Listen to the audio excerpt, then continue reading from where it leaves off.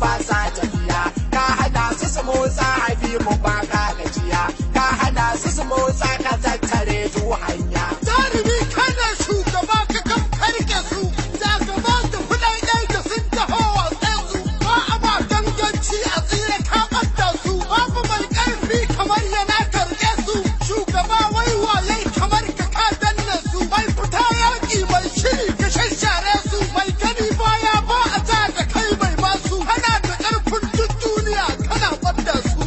Ya kuwatin lahi sayyidina Muhammadin Rasulullahi sallallahu alaihi wa sallam.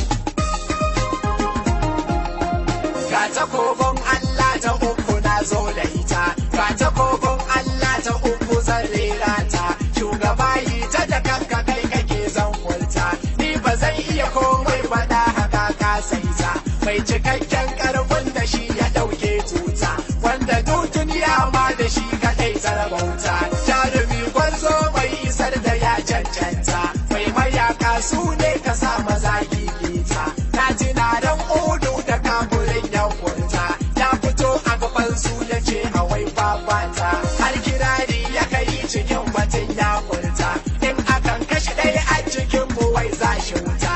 ku aljanna na ku za su je aka furta, sai ya ce wa zai ja da shi cikin kasaita, in akwai ya fito yanzu dan su wai babata, shugaban ashabun nabiyi ne ya furta, shi yana dubin jarumi yake mai kanta, taki yanke imamu aliyu yar maimaita, sai ya ce shi ne zai kashe shi haka ya furta, kai gurin ya kare da shi cikin kasaita, kai ma'aiki shi ne kaɗai yake da cikakku, jarumai manya ne wa'yanda ba sa shakku, masu murɗe wuyoyin munafukai nan take, maganin hatsabi bai da kafurawan gaske, amru dan wuddi ya ji gata ya yi koke, ya ji damka ta aliyu mai ruwa da kulake, ya yi babatu ya yi izgili ga ma'aiki, ya fusa ta sahabbai yana ta yan take-take, lokaci ya yi ali ya kai kazabi kwance, to ina wani barde shiru na ƙarshen zance,